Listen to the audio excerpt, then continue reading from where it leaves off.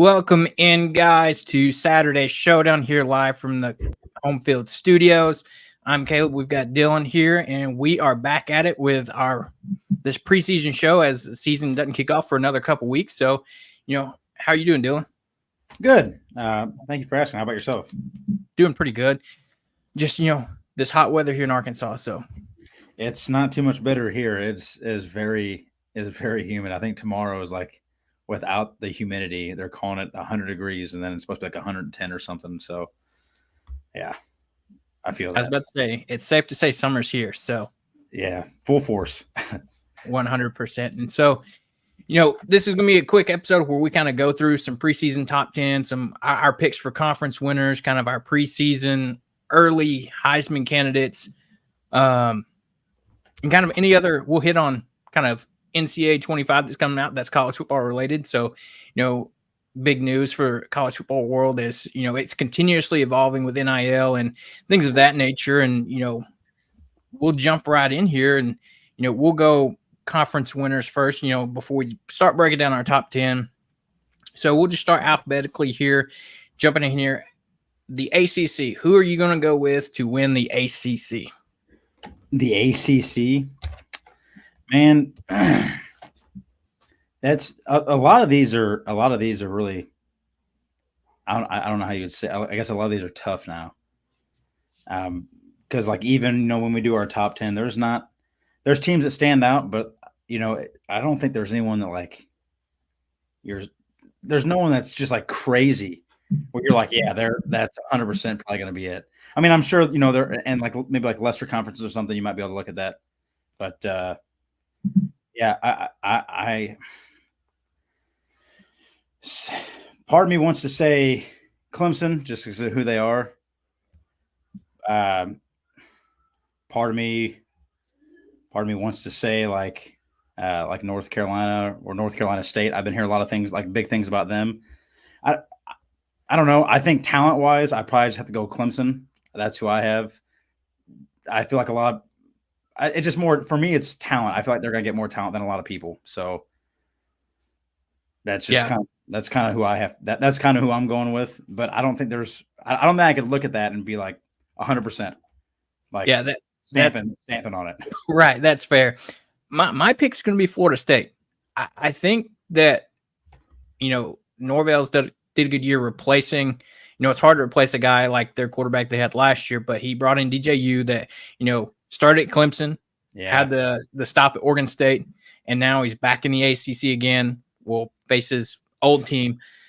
And I think they had reloaded through the transfer portal, got in a couple big receivers that via the transfer portal. And so, like you said, Clemson's another good pick. They're always right up there at the top. NC State, they've been getting a lot of hype this preseason through camp and everything. But yeah, I think for me, my pick's going to have to be Florida State.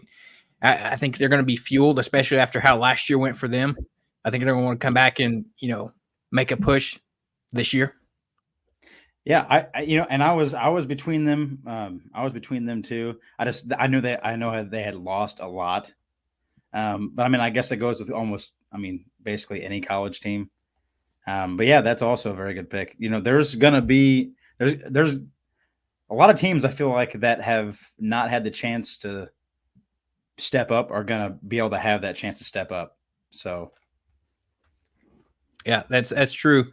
Then we'll jump over to a conference that's going to be interesting this year, the Big 12.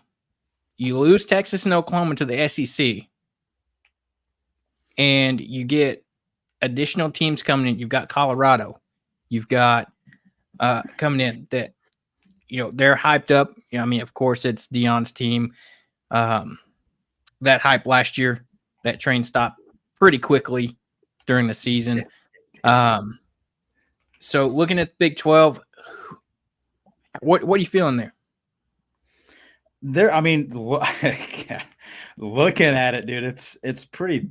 Even with Colorado, and I don't even want to say that they're anything because I don't really think that they are. They have a lot of talent, but I think there's still a lot of work, and they struggled in they struggled last year, and I think going to this conference, I don't think there's going to be like a big change for them.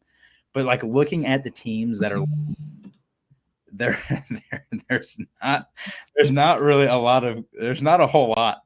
I think the one that stands out for me would probably be KSU or Oklahoma State. They're, I mean, KSU had some really good games last year. Oklahoma, they came on strong. I think they finished like 18th, ranked 18th. Oklahoma State, they came on pretty strong. They finished ranked 16th, I think. So, if I had to stamp someone for me personally, I'd probably say Oklahoma State. But again, this is an interesting one, like you said. There's not really a whole lot of people there's not a whole lot of teams I look at and say this is going to be great. Like these guys are going to be big time winners. And like you said, they did lose a lot with losing. I mean, Texas that was big. Texas and Oklahoma, that was big, losing those guys.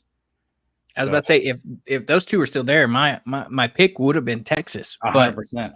I mean, but you look at it, they've got along this year. You know, they added some teams last year with UCF, Cincinnati, and BYU, and then this year they bring in Arizona State, Utah, which I think is an interesting team to come to that conference.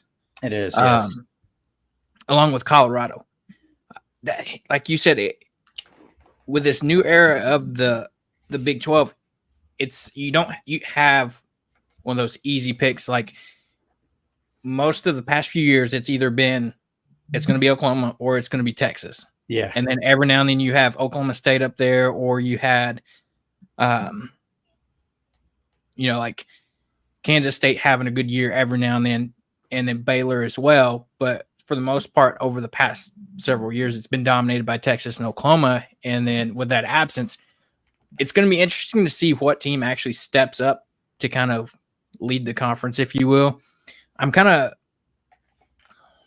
leaning towards Oklahoma State just because, we hear in Arkansas, we'll play them week 2, but they have, their entire offensive line are all super seniors returning. Yeah. They have Alan Bowman returning back and Ollie Gordon returning back. So that offense is going to be very experienced. And then they've got a lot of returners on defense as well. So it's going to be, I think that's the pick right now, unless you see one of these teams.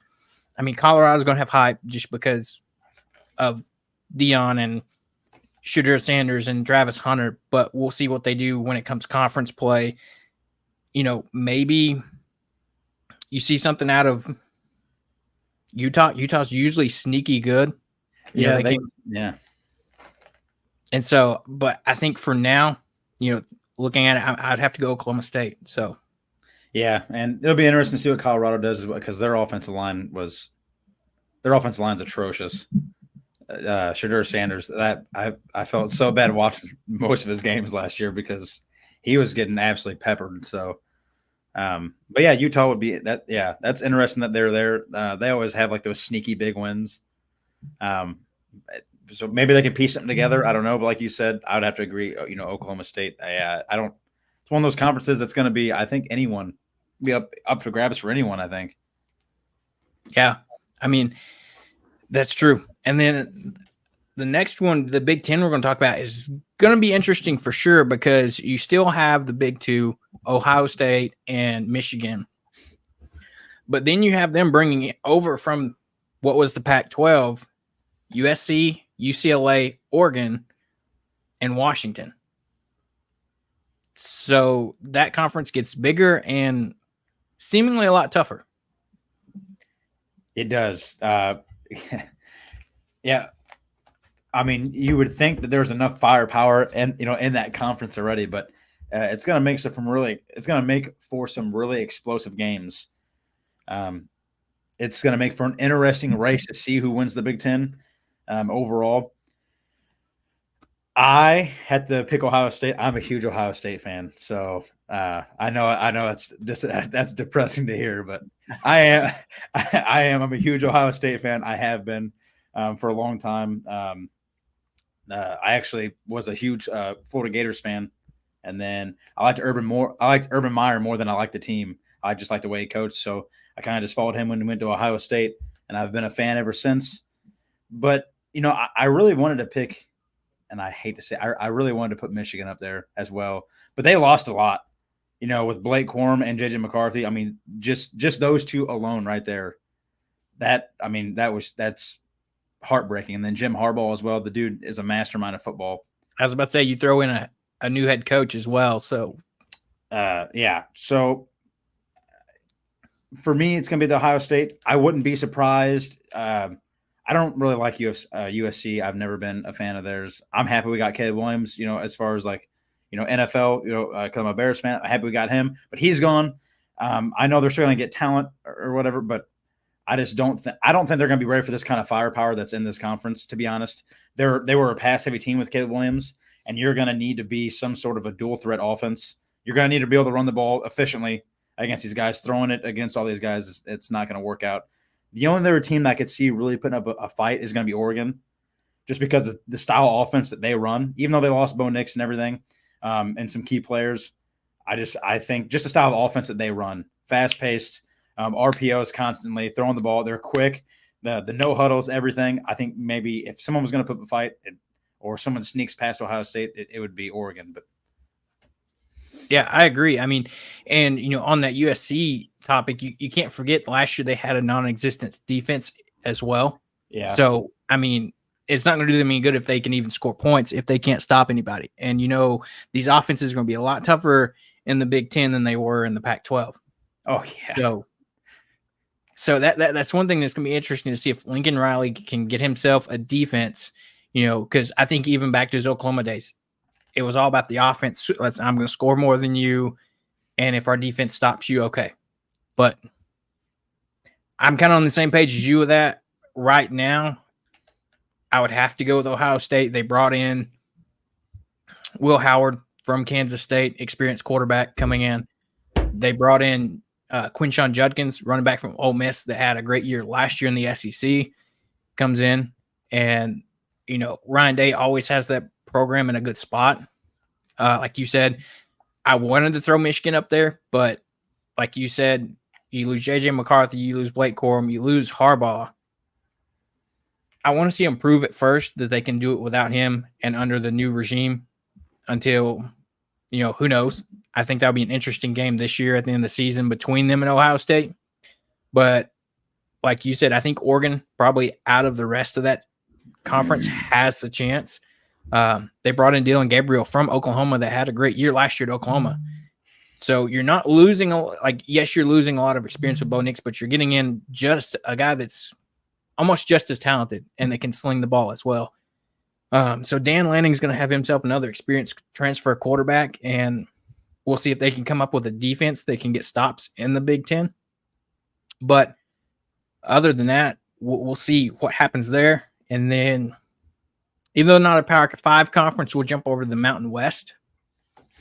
Another team that has some interesting teams, and that's one of the conferences that I don't think you have a dominant team every year.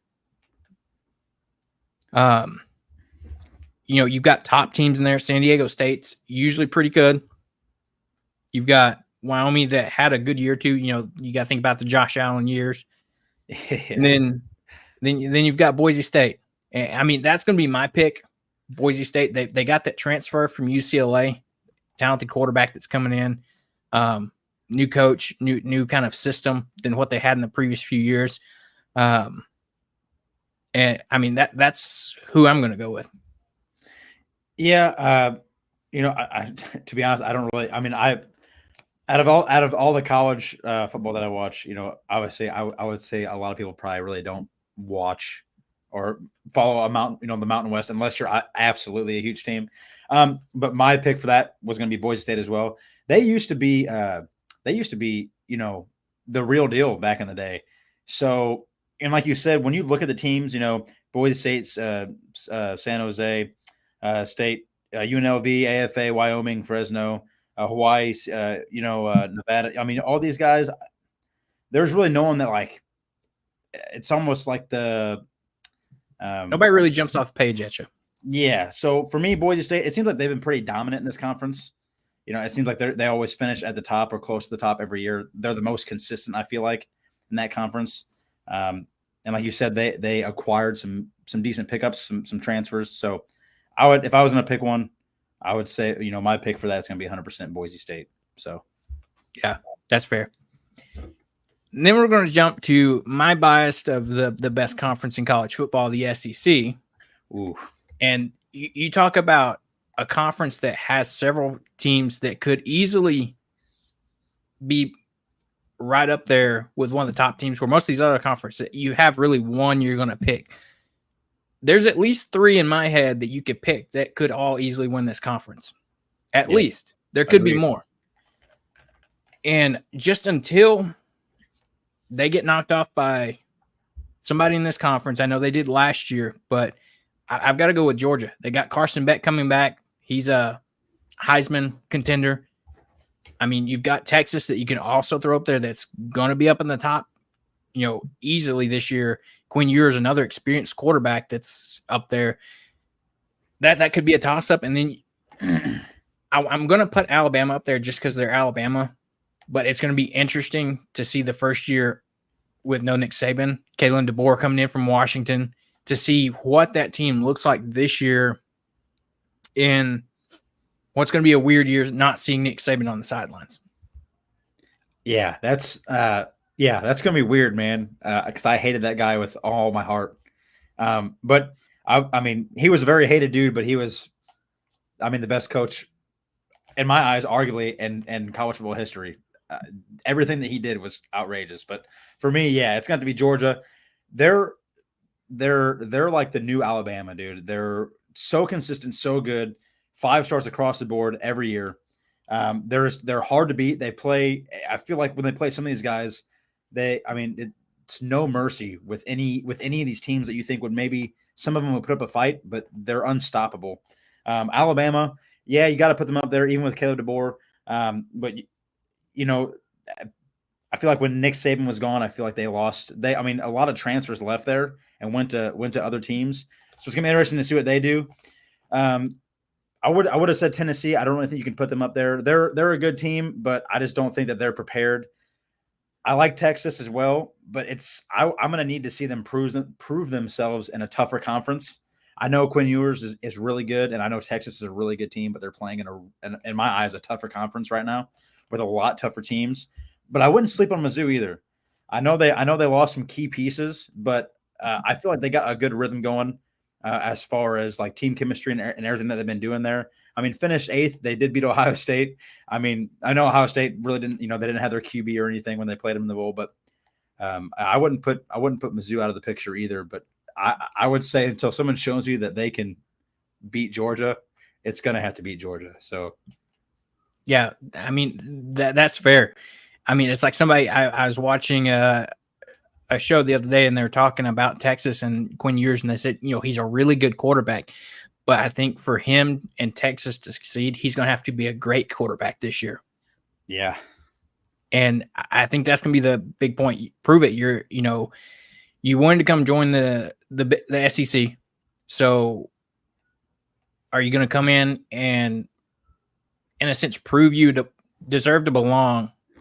Or are you going to come in and, they'll probably finish top 3-4 in the conference, but are they going to have some of those big key wins like a Georgia or an Alabama or something like that? Another team that, could also be up there, Ole Miss. Yeah, I wouldn't put, yeah. I'm not going to count out a Lane Kiffin team, especially that has returns their entire offense, went big in the transfer portal, got some big names. They did lose, we just mentioned earlier, Quinshon Judkins that did go to Ohio State, but I'm sure they're going to have a next man up that's going to come there. The only thing with what you mentioned, Missouri, to me, they got to prove it. They can do it more 2 years in a row. Agreed. I'm not sold on them unless, maybe this is Drinkwitz developing something there, but let's see you do it again and have that type of success again. Like you said, they do have Brady Cook coming back, experienced quarterback. So we'll see what happens there. But I think this easily is going to have a lot of primetime games. It could determine a lot of things, especially with the new expanded playoffs this year. That's going to be very interesting to see how all these conferences work, along with the SEC that has a lot of these top teams. Yeah, I would have to agree. And for me, I just want to touch on Texas one more time. If I was more comfortable that they could win big games, like I know they beat Alabama, but Alabama was kind of iffy last year. I mean, they couldn't even for half the season they couldn't even figure out who was going to be their starting quarterback. Jalen Milrose was obviously the starter for most of the year, but then he would do bad, and Nick Saban would take him out and replace him with somebody else. So I feel like their defense was solid, but their offense was very unknown, and I think Texas just kind of really took advantage of that. But there's going to be a lot tougher games this year, for them. And I want to see how many dog fights that they can win.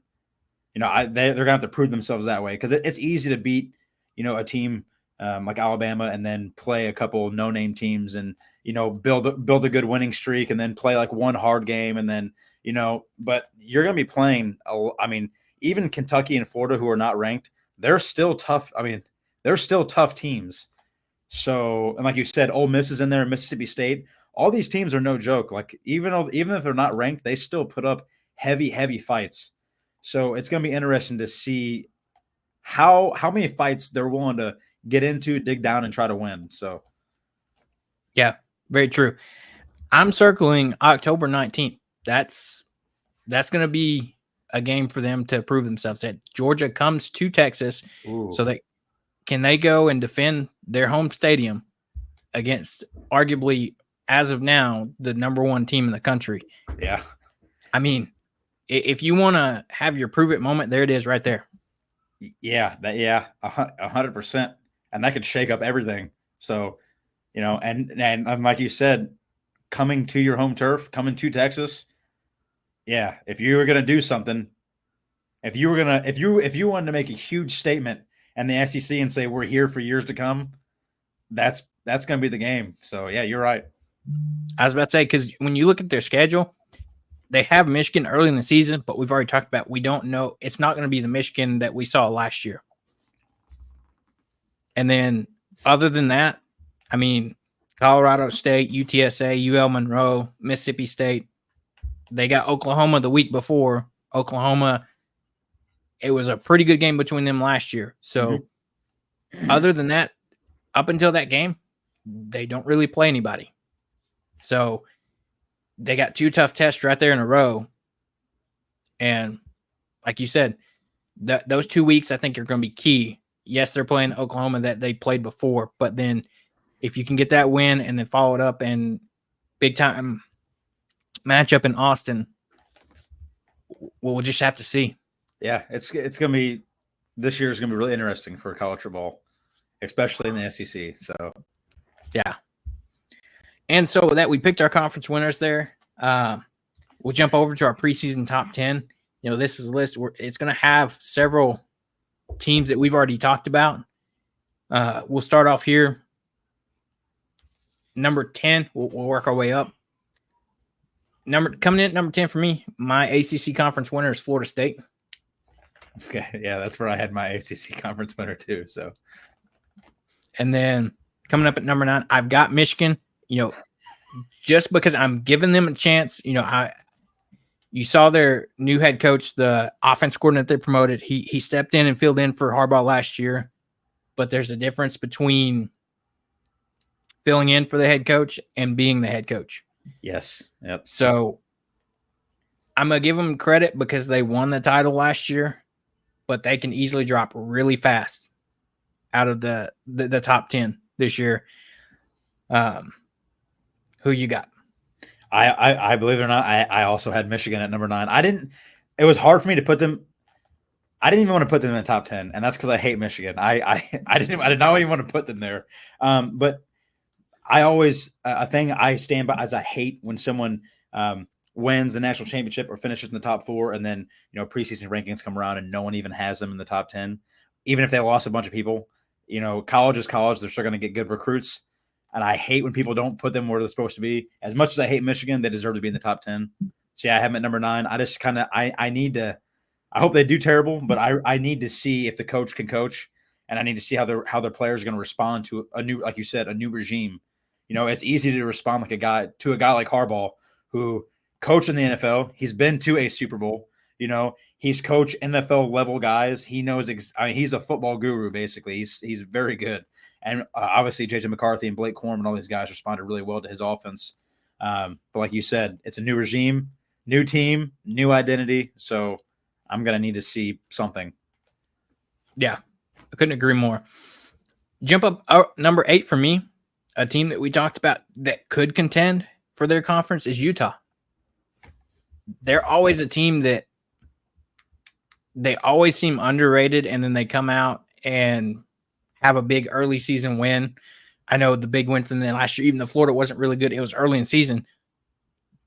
They beat Florida at home, and they've got their quarterback returning that, they thought he might be back last year, but then end up not playing, and he's back. So I think he's 5th or 6th year senior. So you've got experience there with a lot of familiar guys. I think they have the chance to be pretty good this year. You think Utah could be? You think they can? Because Utah's obviously they've always been that team that can get wins. Like the big ones. Like they beat USC twice, I think, last year. So, do you think they can actually take that next step and possibly make a run for it? Because what is it, 12 college the college playoffs? That's 12 teams. Is that what it is this year? Yes. So we're talking they're in the college playoffs at that point. You think they're ready to take that next step though? It could be a toss up. I'm interested to see how they respond. Like we talked about, they're in a new conference this year, so that's going to determine a lot. You're not going to see them face some familiar Pac-12 foes as they are in the Big 12 this year. So we're going to see what they do against some of these Midwest teams instead of some of those coast teams that they've played and had the success with before. I think just with some of the hype they have, but it could get real fast for them this year. But I think expectations with what they've got coming back,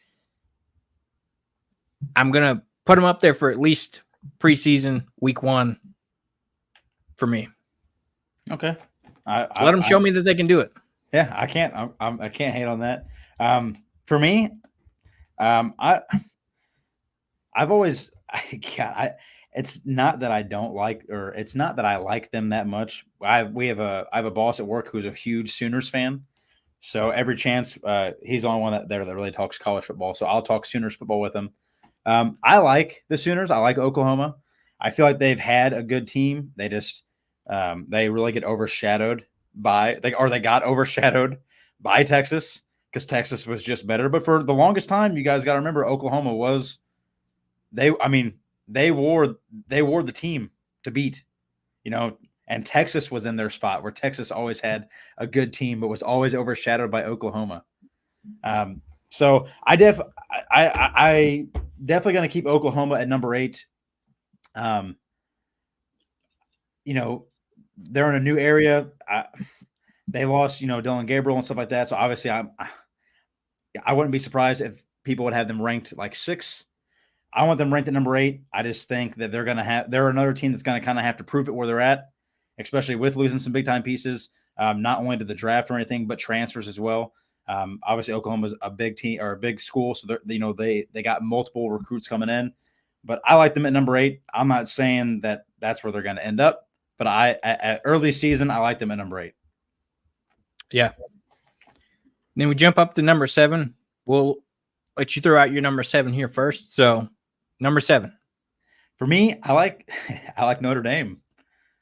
I really do. I like Notre Dame.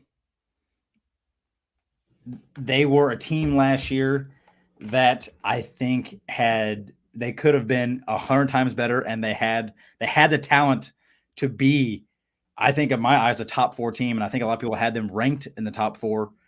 And they had that big it could have been a big statement game against Ohio State. And they had every opportunity to win that. And I think that would have really shaped their season. And then obviously, staying in that game with them the whole time. And then they kind of let it go and blew it. I know they only lost by a field goal, but I feel like that was real detrimental to the team.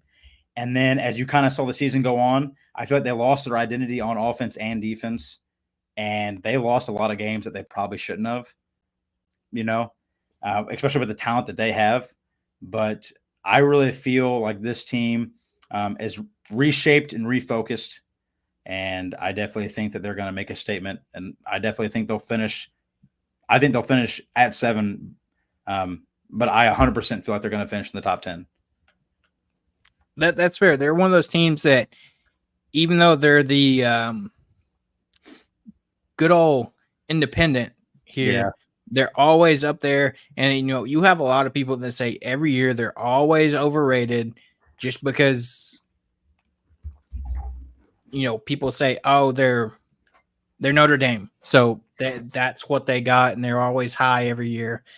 But I'm interested to see this year. They've got Riley Leonard that came over from Duke.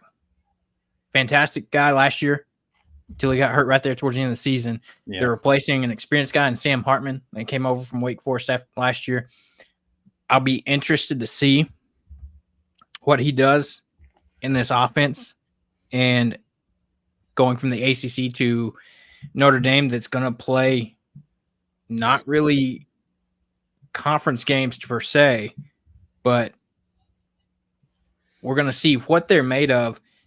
And I mean, if you just look at their schedule, they're starting the season off with Texas A&M in College Station. So you're going to a rowdy environment, game 1. Mm-hmm.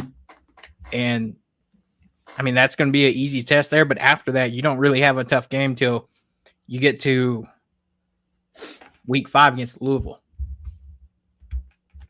You're playing Northern Illinois, Miami of Ohio, and Purdue. So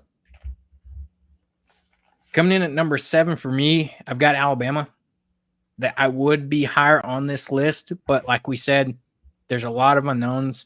You've got Milroe back, some experience. I'm interested to see him paired with DeBoer, who had a guy like Penix last year. Can he develop Milroe into a better passer? I think that's where you saw him struggle last year. There are several games where I watched and you saw he would have guys open and his accuracy wasn't the best. Yeah. We know he can run, but can DeBoer come in and kind of turn him into a Penix-style quarterback and run a different type of system than what he did with Saban that was almost typical SEC ball, run the ball, pass on third downs for the most part, to a more spread type offense that DeBoer runs from, the Pac-12 East West Coast type offense. Yeah, I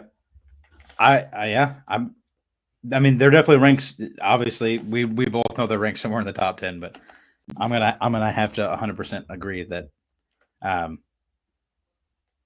that they're kind of an iffy team. I had them ranked just a spot higher, but yeah.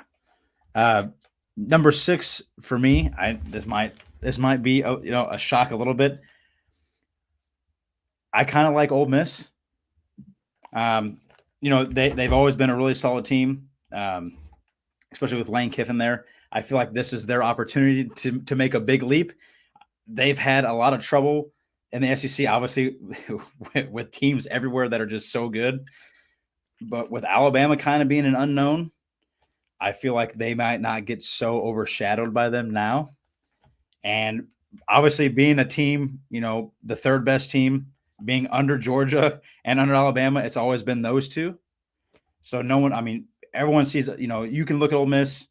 Some people look at them last year, but when you think SEC, it's Georgia and it's Alabama. That's basically it, and before that it was Florida, and then it was Florida and Alabama before it was Georgia. So now it's Georgia and Alabama, but with Nick Saban going and the inconsistency of Alabama right now, trying to figure out, I guess, a new identity, especially on offense.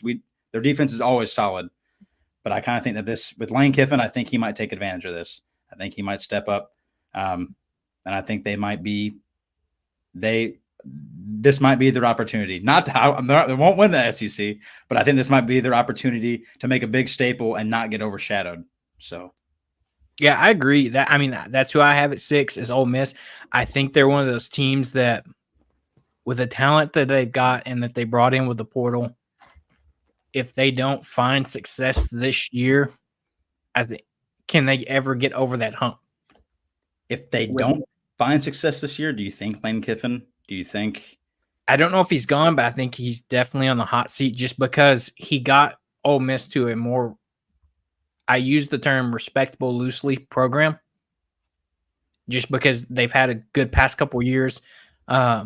But like you said, I think there's a void that with Nick Saban gone that has the potential to be filled. And if Lane Kiffin wants to prove himself, I think this year is going to be a big year for him to come in. And like you said, they're not going to win the conference. That's probably going to be Georgia or Texas. But they need to finish top 3, top 4, I think, to kind of solidify themselves as a potential top tier SEC team for the next several years. Yeah, I would have to agree, 100%. I mean, they've got all the pieces. They've got Jackson Dart back. Like we said, they lost Judkins, but they brought in several other pieces. Have a lot of returners. The talent is there. Can they just step up in those big pressure moments, and win the ball games like you said about Texas in dogfights? Can they step up and win those games? So we'll jump up to, we're getting top 5 now. Coming in at 5 for me, I've got Notre Dame. Wow. Okay. Yeah. So we're both kind of somewhere close with the teams. Okay. Yeah. Is there any what makes you think that they're going to be, or why did you pick them at 5, top 5? I mentioned it earlier, I like them bringing in Riley Leonard from Duke. They bring his offensive coordinator with them after, head coach for Duke. I'm blanking on the name, but he went back to Texas A&M to take over at A&M. So Riley Leonard left and went to Duke, or Notre Dame. I think he brings experience that replaces a Sam Hartman. And, even though they are, they're still Notre Dame, kind of like we've talked about some of the schools, they're still going to get some of that top talent. They're still going to have talented guys that come in there. And until, like a lot of people saying, until they're proved that they're overrated, I think they have a shot to be pretty decent. Yeah. I mean, I know I had them ranked a little bit lower than you, but I think that this might be their time.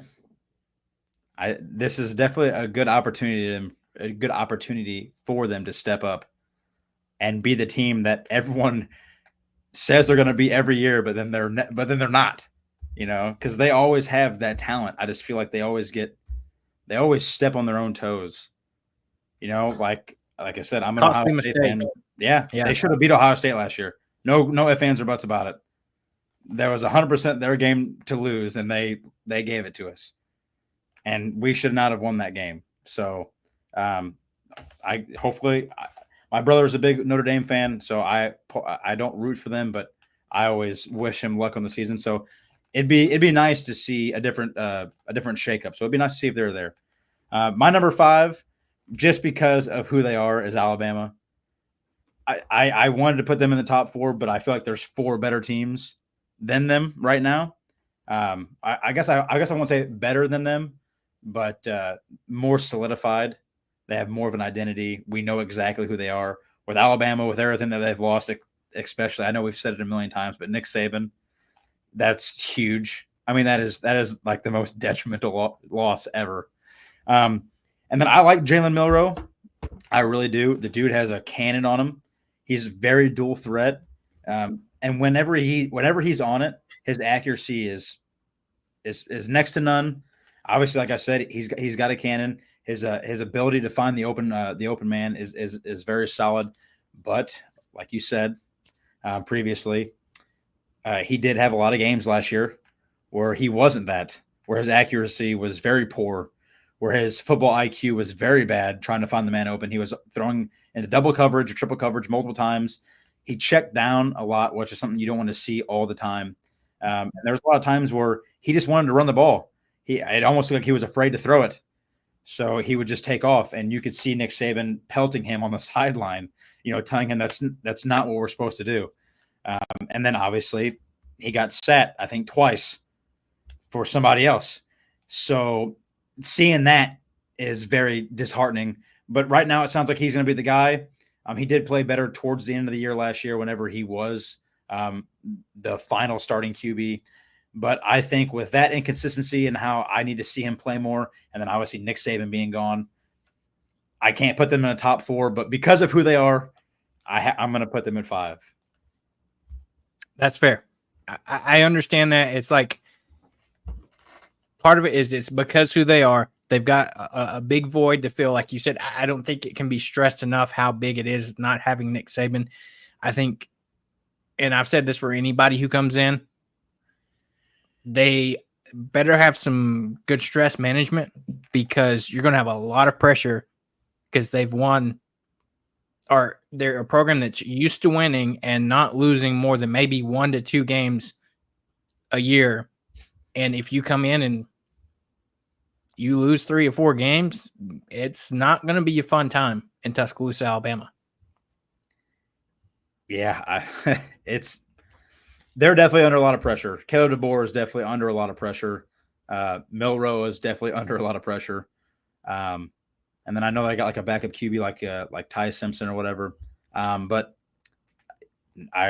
it's hard to – you can be a 5-star recruit and come into college, but it's hard to say what you're going to do when you're put in that position and you're playing in arguably the best and the biggest conference in football. I mean, we got the Big Ten, but there's a lot of firepower in the SEC. So it's hard for me to put them any higher than 5. And the only reason I did that is because of who they were.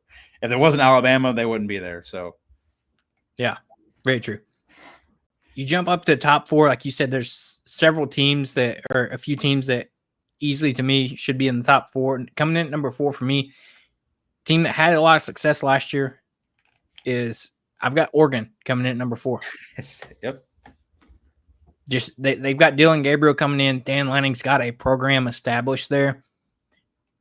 They always have the speedy weapons like you're talking about. They're always fast.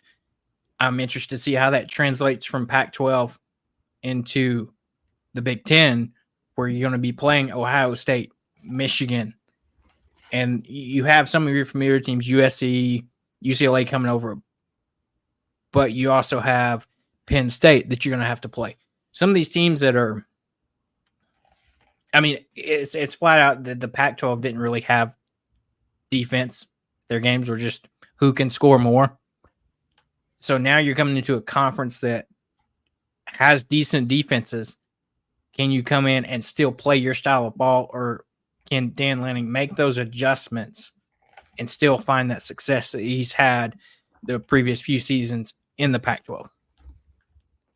Yeah, I would have to agree. I also had Oregon at number 4. Not because I think the teams I have above them are necessarily better than them overall. But like you said, it's from the conference they were in coming to the Big Ten. It's easy to beat up on teams. It's easy to score. It was easy for them to score a bunch of points. But now you're like you said, you're playing both sides of the ball now, and your defense was not great, and you're playing against teams who could easily beat you up really good, and you're playing against a lot of them. And they've had key wins. Beating Utah, obviously, losing to Washington, beating Colorado when they were ranked. Although I don't think, I don't even know if I consider that a game. Beating Oregon State, beating USC, but they also played a lot of nobodies in that conference. They played at California, or they played in Arizona, or they played at Stanford, or they played at Washington State. They played a lot of bad teams, and a lot of these teams, they were putting up 20 plus points, 30 points a game. Now, obviously Oregon's scoring 40 or 50, but when you're playing against California and you win 42-24, to me, that's not super impressive. And now you're playing against teams that are not going to let you score 50 points a game.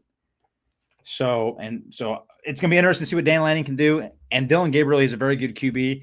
And I'm just really curious to see how he's going to fit in that style of offense, because he's not played in that style of offense where it is let's, no breaks, let's move the football.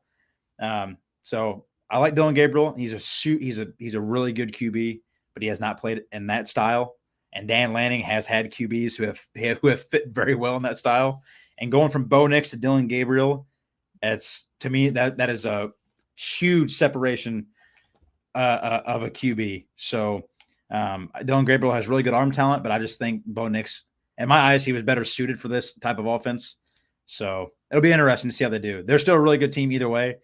That's why I have them in the top 4, but they're another interesting question mark of how they're going to perform.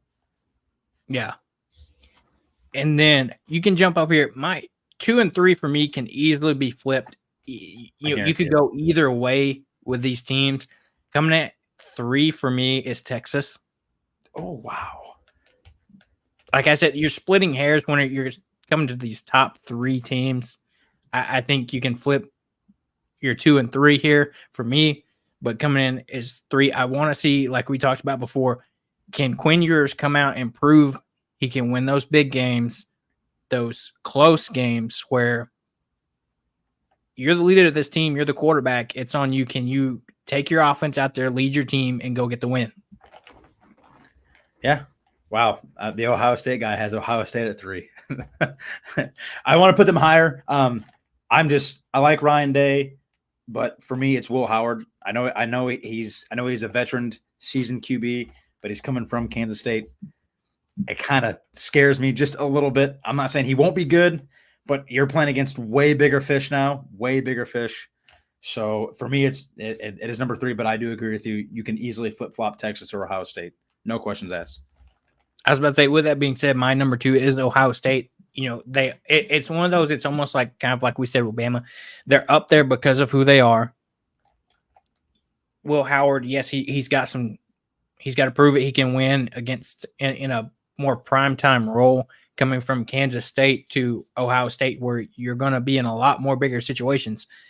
And they got an experienced running back that has SEC experience, Quinshon Judkins, we talked about. Great, fantastic player.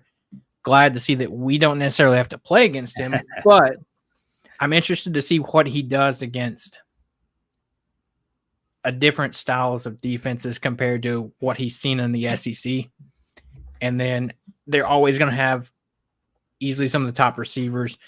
Yes, they did lose Marvin Harrison Jr. from last year, who was the guy last year. But I think they're still going to be up there, and we'll see what Will Howard does and his chance to kind of take the reins of a big-time program. Yeah, I agree. And with that being said, my number two was Texas. It was hard for me to pick between the two because I'm an Ohio State fan. I just think Quinn Ewers is I think he's a better QB. I know they're down the SEC, so they're gonna have a lot tougher games.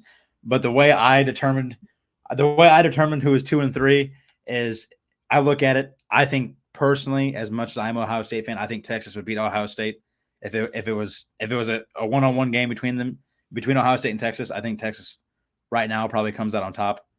I don't know by how much, but that's how I determined for myself because it was just hard for me to pick. But yeah, Texas, it's another question mark. They're down there in SEC. I think the team overall was better, but again, they're another team. They're going to have to prove it. And for me, like you said with Ohio State, they're up there right now because of who they are. But they're going to have, it's a different story for them. So they're going to have to prove themselves. But I got Texas at number 2. Yeah. And then I think it's unanimous who's number 1 right now. The Bulldogs of Georgia. Until somebody can come in and prove and beat them. I know they lost last year and weren't in. But I think Kirby Smart's got that program in a really good spot.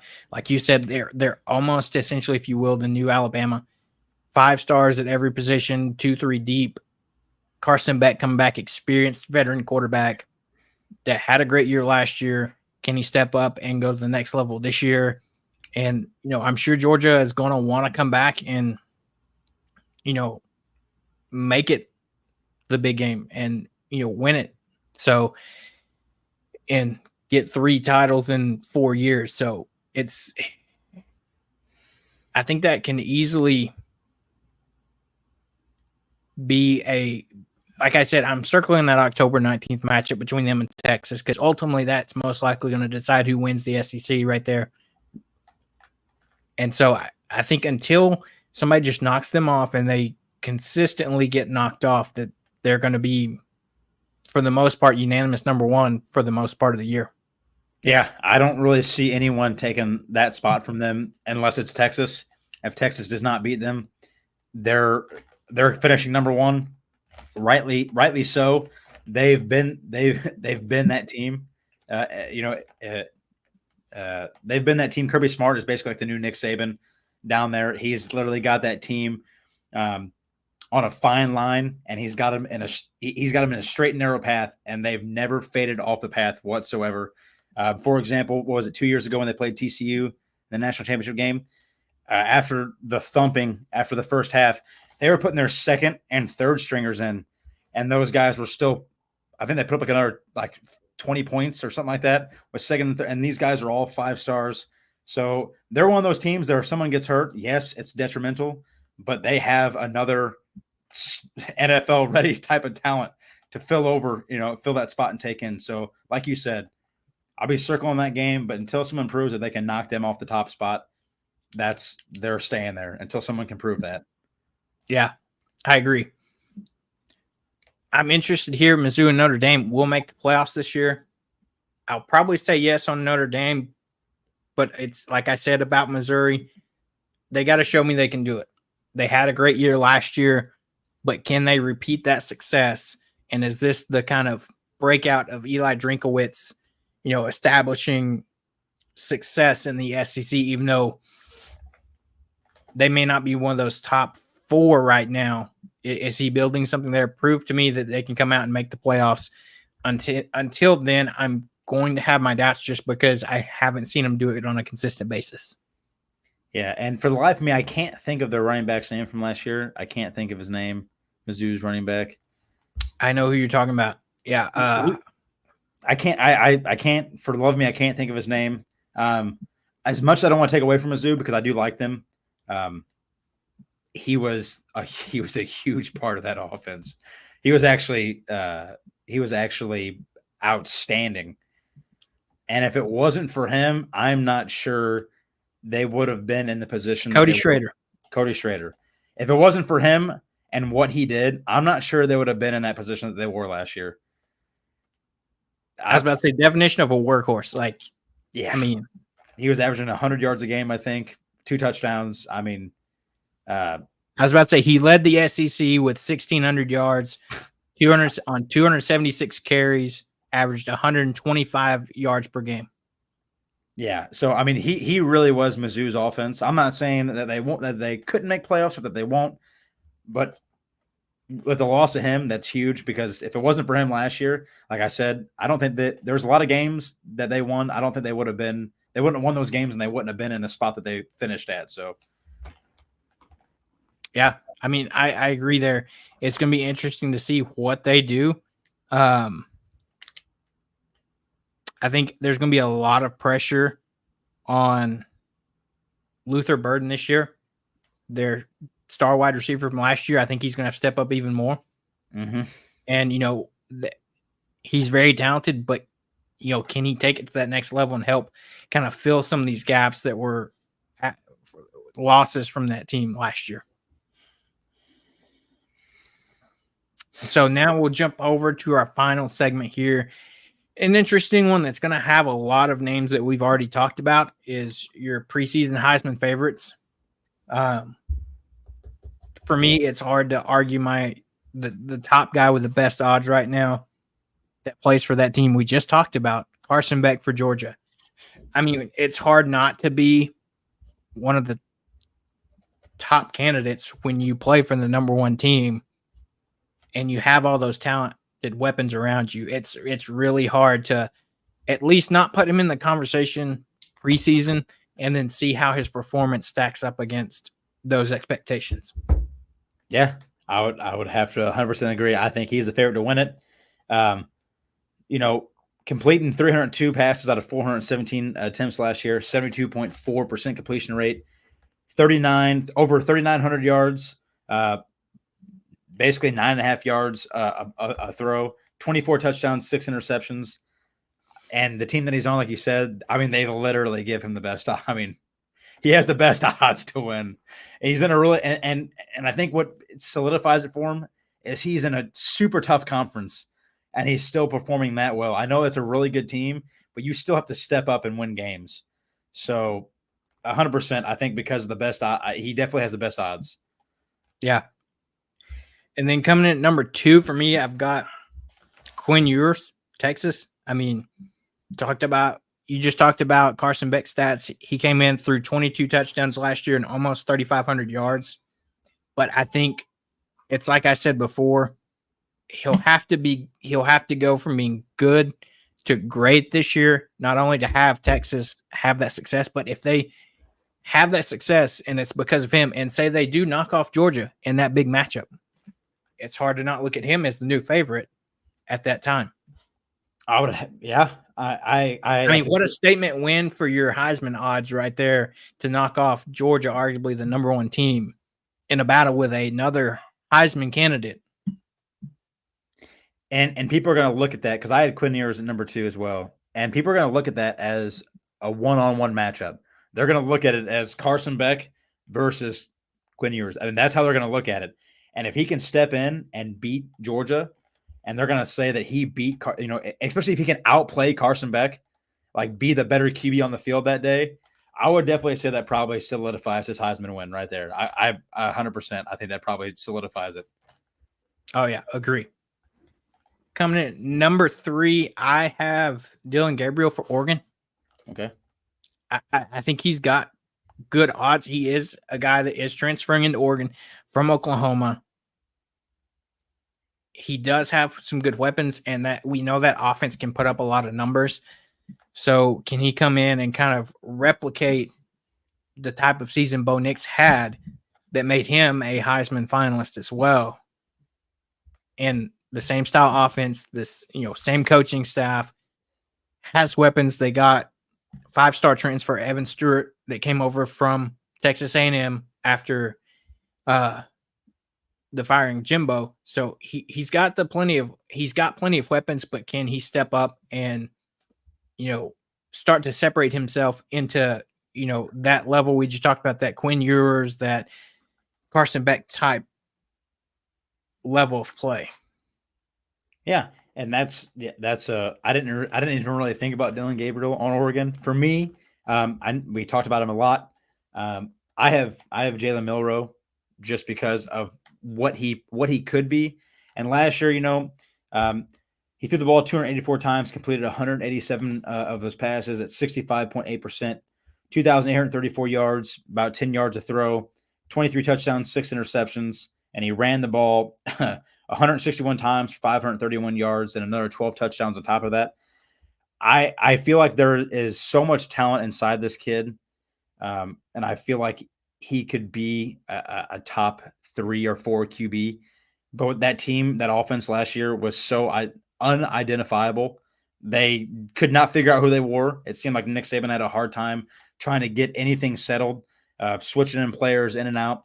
But I think if Caleb DeBoer can get that offense settled down and give them an identity, and this kid could at least just step up a notch or two from where he was at last year, I definitely think he's definitely a Heisman candidate, 100%. Because with those stats, with a team that was iffy, if this team's good and he can play to his best ability, I think he can play with the best of them. So, yeah, and he's my number 4. So, who's your number 4? Just saying that, I didn't think about putting Dylan Gabriel at number 3, but as far as the best odds go, I would definitely have him at number 4, just best odds, especially if he can come in and just be half of Bo Nix. If he could be half of him, and if Dan Lanning, if he can push him into that spot with the type of offense that they run, and Dylan Gabriel's got a cannon. He's got an absolute cannon. He's got some quick feet too. So if he can adjust well inside this offense, just adjust well, just like 80%, that team they're gonna be a serious team, and I think he can put up some serious numbers. He did really well at Oklahoma, and I think if he can get settled in this offense, I think he would replicate way more here than what he did at Oklahoma if he can get settled down. That's true. Another guy coming in 5. This is where it got tough for me. You could throw several guys up here at number 5. One that I think could be surprising to a lot of people just because he has the opportunity to put up the stats. I think you look at Jackson Dart at Ole Miss. I mean, the potential is there. He had a career best 65.1% completion last year in the SEC, and he's one of the top returners in the SEC. You still got Carson Beck, Quinn Ewers, but I think he's another guy that if some of the games, like we said, if Ole Miss can come out and prove it, there's not a reason he couldn't be up there with the weapons he has and that experienced team that he's gonna have with him on the field this year. Okay, yeah. Was that Jackson Dart? Is that who you said? Yeah. Okay, yeah. It was between him and Will Howard for me. I kind of put Will Howard above him at number 5, just because he's a seasoned dude. All right, he's seasoned. He's coming from a Kansas State team where I feel like he did a lot for that team. He's got a cannon. He's got a good IQ. He actually has some decent legs on him too, believe it or not. I know he's going to a team, like you said earlier in the episode. He's going to a team where he's going to have a more primary role, big time role in bigger games. But he's also going to be surrounded with 10 times the talent that he had on KSU. So I feel like if he can come in and just be that same guy, he's going to put up some big numbers. So, yeah, that's true. And then I've got a dark horse guy here that just off of pure talent to me, that if the talent is what they expect it is, what they think it'll be, probably going to butcher this. You've got Tennessee's Nico Iamaleava. I don't know how to pronounce that. Just out of pure talent standpoint, I think you throw him up there. He's got, if he can kind of improve his game a little bit, a great wideout in Brew McCoy at Tennessee. I think he has to do pretty well. You saw him come out and his first start last year carving up that Iowa defense that was pretty good in a bowl win with Joe Milton deciding to sit out of the bowl game and get ready for the NFL. He's a guy that if Tennessee has a good enough season, his name's probably right up there. It's going to take a lot to get to that, Carson Beck, the Quinn Ewers type, but out of pure talent. And if he can kind of find some weapons around him to step up, he could easily be up there. Yeah, I would have to agree. And I do have one dark horse. He was in the Heisman. He was in the Heisman talks early last year. I feel like if he was on a different team, I feel like he would definitely be in the Heisman talks this year. But because of the team that he's on, I don't feel like he's going to get enough publicity. He's not going to get seen enough. But I liked him last year. I like him now. Shedeur Sanders, the kid is a freak athlete. Obviously, we know who his dad is, but he's a freak athlete, man. He threw the ball 430 times last year, completed 69% of his passes. He threw for 3,230 yards, 27 touchdowns, 3 interceptions. If he's not on Colorado, it's a different story for him. Because those are outrageous numbers. So on a really bad team, they play a lot of bad teams, but because of what he's on, I feel like if you put him on an Alabama or a Texas or an Oklahoma or Oklahoma State, just any team that is up there as far as like the top 25, you put them on any of those teams, it's different. I know they got ranked for a minute last season, but that's because of the hype, because they didn't really play anybody. And then they go play USC and Oregon and they get crushed. And then after that, it was over with. So as a dark horse, I like him because he definitely has some freak athletic ability. So, I mean, I wanted to throw him up there as well. It's just like you said, to your point, if he was somewhere that had more notoriety, more talent to surround him with, like, it's impressive that he had those stats last year when essentially he was running for his life and on his back for most of the season. Yeah. So we'll see if they can come out and kind of establish something with him in the Big 12 this year. Who knows? If Colorado can kind of, they apparently have retooled that offensive line, got the number one offensive line transfer class in college football, bringing in a lot of top talent. Can they protect Shedeur Sanders and allow him to operate that offense? Yeah, it's gonna be interesting. I mean, I think it was only a matter of time before his name is thrown up there, especially like you said, with it being thrown up there a little bit last year before they kind of nosedived in the middle of the season after that loss to Oregon.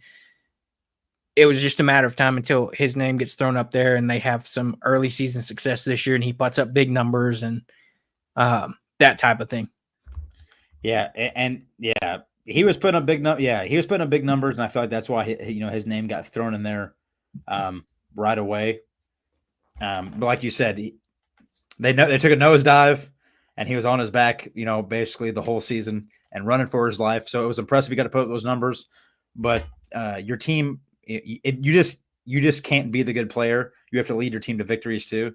And obviously on Colorado, I think a lot of people would agree. I don't know if that's exactly going to happen. So, yeah. And real quick, we'll hit on it before we get out of here. We are finally getting a new NCAA college football game that will be releasing July 19th, NCAA 25. I think I speak for a lot of people that are excited for this game to come back. So, your initial thoughts on NCAA 25 coming back? I'm excited, dude. I mean, it's been I don't even know how long it's been, but I think right around 10 years. Last one we had was NCAA 14. And that had the guy from Michigan on, didn't it? Shoelace, that was his name, I think. Yeah. So yeah, I'm super excited. I mean, you can see the smile every time I'm talking about it. I'm smiling. It's gonna be great, man. It's gonna be good for the sport of college football. And I know some people, might wonder how, but that's possible. But people loved that game more than the Madden franchise. Players, they should get paid off of it now. They're using their names, likenesses, images. It kind of just gives you that closeness to teams that you would, that you just want to recreate. And I thought it was really cool that instead of just picking one person to have on the cover, they picked 3 different people, 3 star-studded athletes. You got Quinn Ewers, you got Travis Hunter, and for the love of me, I can't think of the guy's name from Michigan. I really don't want to, but it's the Michigan's running back now. The kid's a freak athlete as well. So yeah, I'm super excited. They're doing 100% the right thing, and it can do nothing but help college football out. It can't. There's no bad publicity you can get from this game. So I was about to say, and then you have that alternate cover too that has like just all the teams like walking out of the tunnel with all the different helmets and uniforms, and it's going to be insane. And even though it's not a lot right now, like a lot of people are still kind of making a big deal that the athletes aren't getting paid enough. I guarantee you, 90% of these athletes are just excited that this game is back and they get to be in it. So I think I believe, if I remember correctly, they're getting paid like $500 and get a free copy of the game if they opted to be in the game.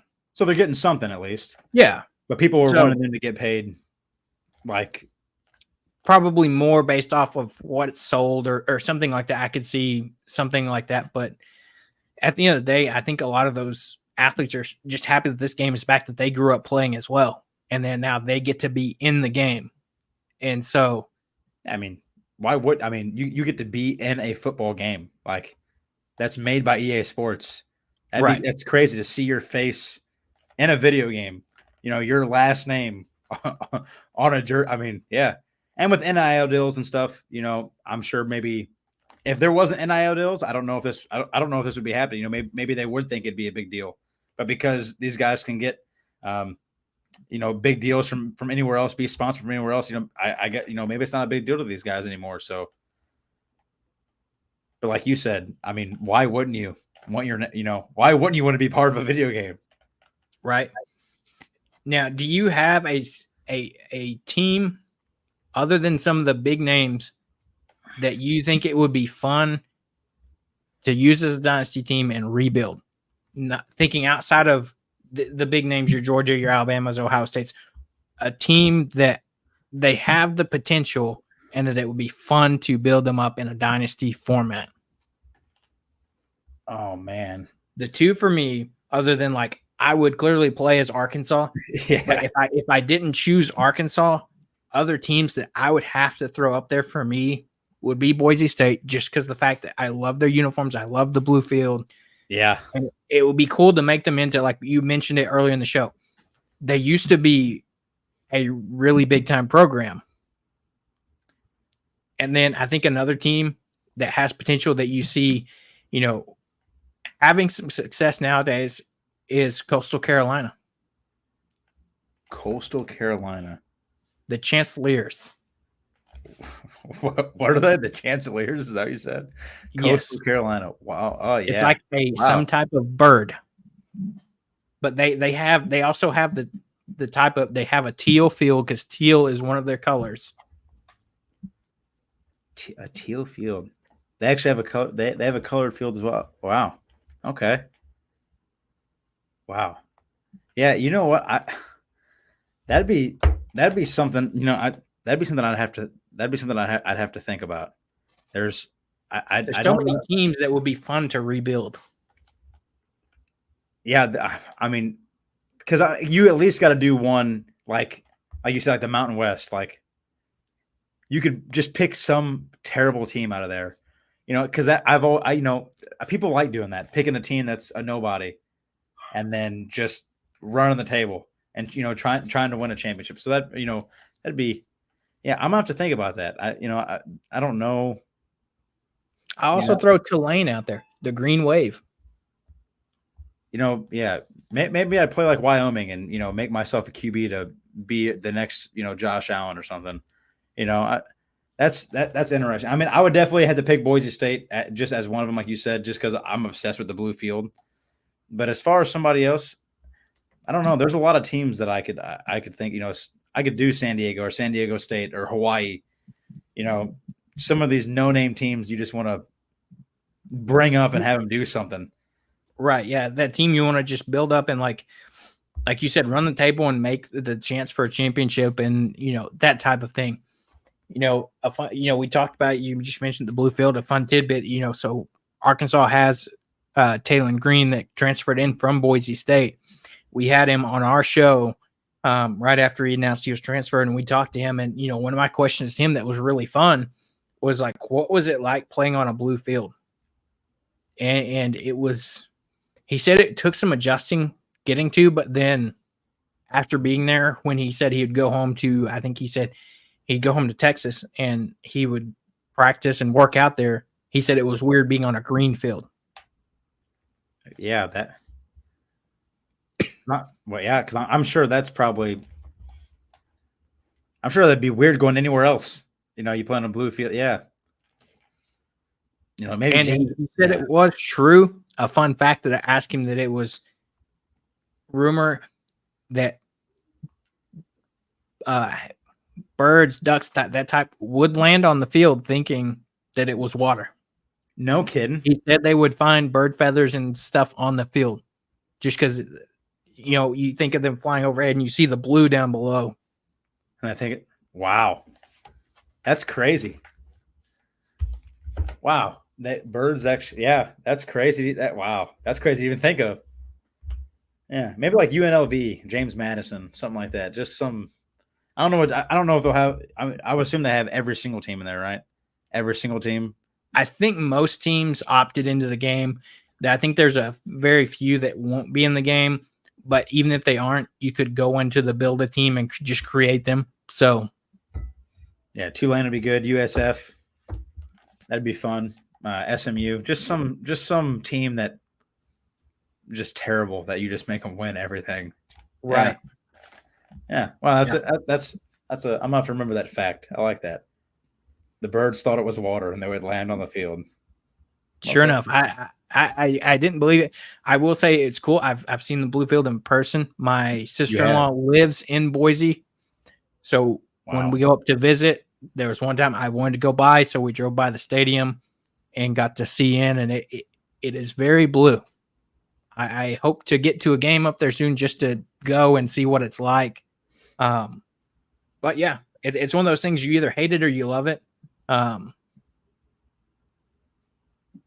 But with that, that's our first episode here of Saturday Showdown. As we're getting back in the rhythm of things, we will do, not as frequently right now with, college football still a couple months away. Fall camp will be starting up in mid-August. So, once we get a couple weeks out, we'll start doing more frequent shows. But for now, we're going to try to go every couple weeks here. Shoot us your questions on Twitter. We'll answer those questions for you. If you want to tune into my show, Hogs on the Hill, you can find me on Twitter, Hogs on the Hill, Facebook, Instagram, YouTube. We go live every Thursday.